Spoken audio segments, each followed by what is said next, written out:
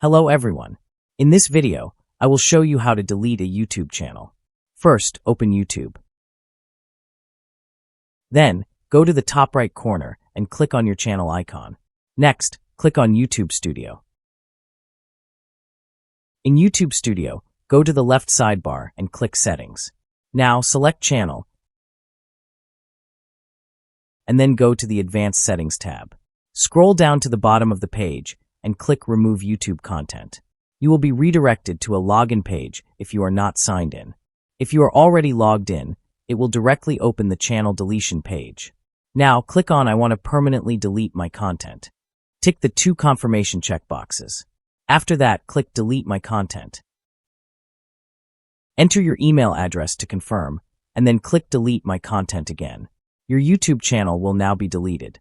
If you liked this video, please subscribe to the channel and give this video a thumbs up. It really helps.